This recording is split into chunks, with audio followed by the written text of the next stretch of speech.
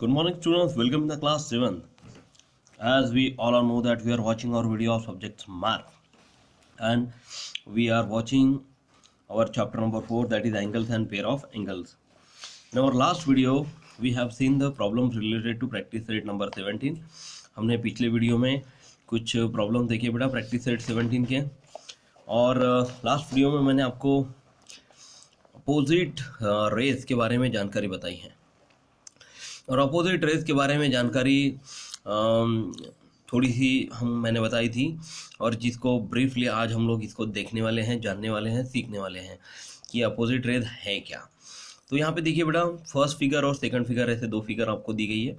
यहाँ पे first, second and third ऐसे 3 क्वेश्चन हैं फिगर 1 के लिए, और फिगर 2 के लिए 1 और 2 ऐसे 2 क्वेश्चन हैं। जैसे कि फर्स्ट क्वेश्चन है, name the rays in the figure along side. मतलब यहाँ पे जो फिगर बाजू में दी गई है उसके रेज के नाम लिखने हैं। तो यहाँ पे 2 रेज है बेटा, first ray is A B and second ray is B C. तो ये अब बात आपको समझ में आ गई कि 2 रेज आपको लिखने हैं, A B and B C. Next second question is name the origin of the rays. इन रेज का ओरिजिन क्या है, उगम स्थान क्या है। तो ये है origin of the rays is B, point B is the origin of rays. Then third question is name the angle in figure 1। मतलब इस फिगर 1 के एंगल का नाम आपको लिखना है। तो यहाँ पे एंगल का नाम हम लोग क्या लिखेंगे, angle A B C. Okay, तो ये हो गया हमारा opposite rays. Next figure number second number में first question is name the angle in figure 2 along side. मतलब हमें जो फिगर नंबर 2 दिया है उसका एंगल का नाम लिखना है। देखिए ये एक स्ट्रेट एंगल है और यहाँ पे ये 180 डिग्री आपको शो कर रहा है, इसलिए इस एंगल का नाम एंगल ए बी सी ही होगा। ठीक है, और second is name the rays whose origin is point B. मतलब हमें ओरिजिन पॉइंट बी से रिलेटेड यहाँ पे इनके रेज के नाम लिखने हैं। तो फर्स्ट रे होगा बेटा रे ए बी एंड दूसरा रे होगा रे बी सी। तो ray A B and ray B C, यहाँ पे हमने इसके आंसर्स लिख लिए। तो दोनों फिगर में से आपको क्या लगता है अपोजिट रेज यहाँ पे दोनों में कौन से होंगे, है ना। तो इसी का आंसर आपको यहाँ पे बताया गया है कि इन figure 1 ray B C and ray B A meet to form an obtuse angle. मतलब आपको पहले फिगर में बी सी और रे बी ए इन दोनों को मिलकर ऑप्टिक एंगल मिल रहा था, while in figure number 2 ray B C and ray B A meet to form a straight angle. मतलब हमें यहाँ पे बी सी, फिगर नंबर 2 में बी सी और बी ए इन दोनों से मिलकर एक स्ट्रेट एंगल मिल रहा था। और जब हमें इस तरह का स्ट्रेट लाइन मिलती है and we get a straight line, जब हमें इस तरह का स्ट्रेट एंगल और स्ट्रेट लाइन दोनों मिलते हैं तो हम ये मान के चलेंगे कि here ray B C and ray B A are opposite rays. तो उसी कंडीशन में, समझ में आ रहा ना, जब यहाँ पे कोई भी लाइन स्ट्रेट लाइन हो या स्ट्रेट एंगल हो तब जाके ही हम उन एंगल में और लाइन में प्रेजेंट रेज को अपोजिट रेज कह सकते हैं। मतलब यहाँ पे जो ऑप्टिक एंगल हमने देखा उसके जो रेज है ए बी और बी सी, ये अपोजिट रेज नहीं है, ये अपोजिट रेज नहीं है। अपोजिट रेज कौन से हैं, जहाँ पे ये स्ट्रेट लाइन वाले जो रेज आपको दिख रहे हैं ना, ये ही अपोजिट रेज है, बी सी और बी ए। ओके, तो ये हो गया हमारी जानकारी रिलेटेड अपोजिट रेज। यहाँ पे और एक जानकारी आपको बताई गई कि 2 rays which have a common origin and form a straight line are said to be opposite rays. मतलब जब कोई 2 रेज में एक कॉमन ओरिजिन हो और उनके बीच की स्ट्रेट लाइन हो तब जाके हम उस रेज को अपोजिट रेज कह सकते हैं। और let's start practice set 18। Practice set 18 में आपको यहाँ पे 2 क्वेश्चंस दिए गए हैं, दोनों क्वेश्चंस हम लोग यहाँ पे सॉल्व करने वाले हैं बेटा। तो देखिए स्टूडेंट्स, यहाँ पे हमने प्रैक्टिस सेट 18 स्टार्ट किया हुआ है। यहाँ पे एक आकृति आपको ड्रॉ की गई है, इन आकृति के आधार पर ही ये दोनों प्रॉब्लम्स आपको यहाँ पे दिए गए हैं। तो फर्स्ट प्रॉब्लम मैं यहाँ पे लिखता हूँ। तो the question is name the pair of opposite raise in the figure along side. मतलब यहाँ पे जो फिगर में दिए गए हैं रेज हैं उनके आधार पर हमें अपोजिट रेज लिखने हैं। तो जैसे मैंने आपको बताया थोड़ी देर पहले कि जो स्ट्रेट लाइन वाले जो रेज होते हैं वही अपोजिट रेज होते हैं, ठीक है ना। तो इस वजह से यहाँ पे हम लोग यहाँ पे रे एन पी, देखिए एन पी और पी टी ये लिखेंगे, N P and ray P T. ये हो गया question number answer number 1, and then ray PL and ray PM। तो इस तरह से दो रेज हमने यहाँ पे लिख लिए हैं। इसके अलावा यहाँ पे और कोई दो रेज अपोजिट रेज नहीं है।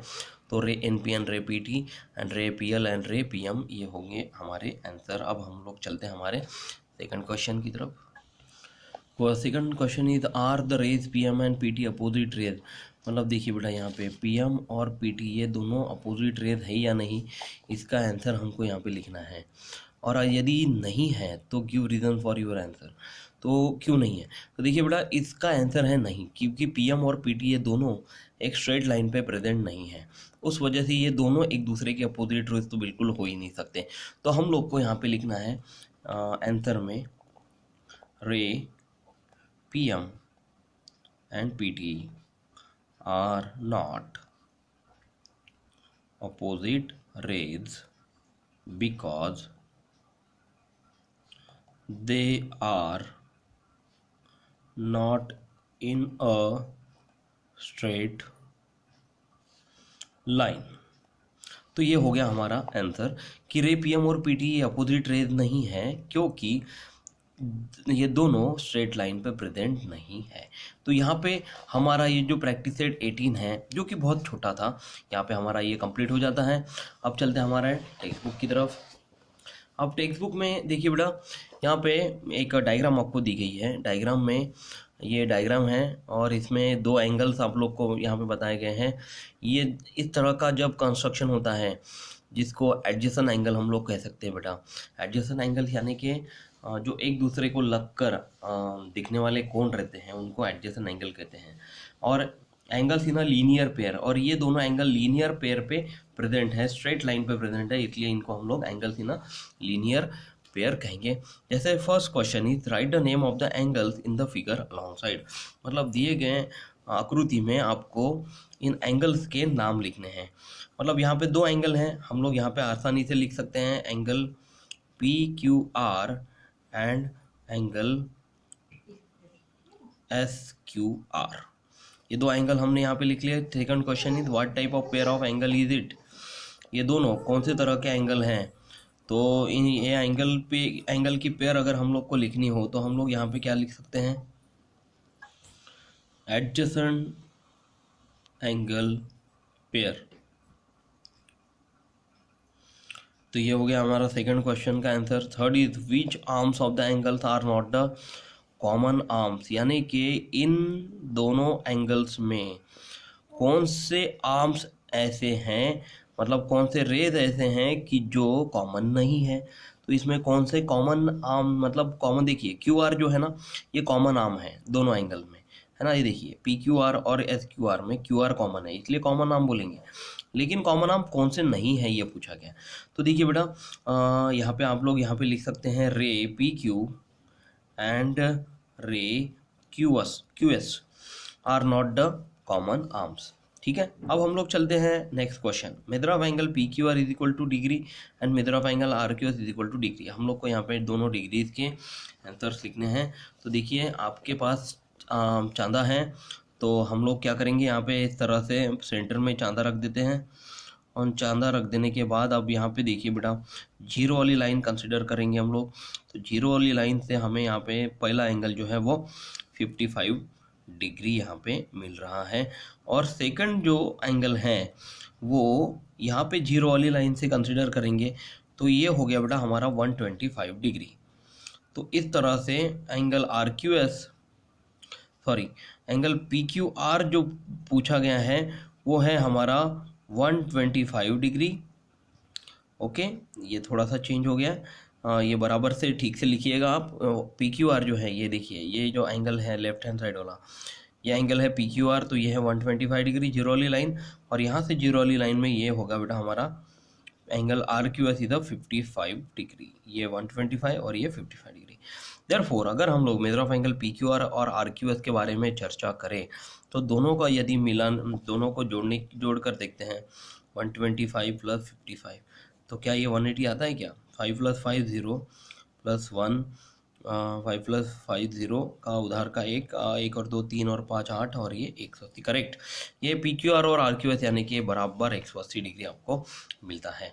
तो the angle PQR and RQS in the figure above are adjacent angles and are also supplementary angle. ये दोनों सप्लीमेंट्री एंगल्स क्यों है? क्योंकि इन दोनों की सम 180 डिग्री है। और एडजेसेंट एंगल्स हैं क्योंकि एक दोनों एक दूसरे को जुड़कर लगे हुए हैं। तो the arm that are not common to both angle form a pair of opposite rays, that is this arm form a straight line. तो ये दोनों एंगल्स में आर्म कॉमन न होने की वजह से ये अपोजिट रेज फॉर्म करते हैं। और यही अपोजिट रेज मतलब ये कॉमन नहीं रहने वाली एक आर्म है, that is the arm form a straight line. और उसी वजह से यहाँ पे एक स्ट्रेट लाइन बनी हुई है। तो we say that these angle form a linear pair. इसी का मतलब ये है कि ये एंगल जो है दोनों एक लीनियर पेयर फॉर्म करते हैं। और the sum of the measures of the angle in a linear pair is 180 degree. देखिए ये जो क्वेश्चन है, ये जो बुलेटेड डार्क लाइन है डार्क की हुई, तो इसका ये मतलब है कि ये प्रश्न आप लोग को कभी फिल इन द ब्लैंक्स में भी पूछा जा सकता है कि कभी भी the sum of the measures of angle in a linear pair में जो एंगल्स की सम होती है, जो दी गई एंगल्स की सम होती है, उसकी सम कितनी होती है? तो उसकी सम कितनी होगी बेटा? 180 डिग्री होगी। ये बात हमेशा आपको ध्यान में रखना है। तो अगली बार हम लोग प्रैक्टिस सेट 19 देखेंगे। तब तक कोरोना से बचने के लिए 2 गज की दूरी रखिए, मास्क ठीक से पहनिए और आपको बार बार हाथ धोते रहना है। Thank you class, take care, bye.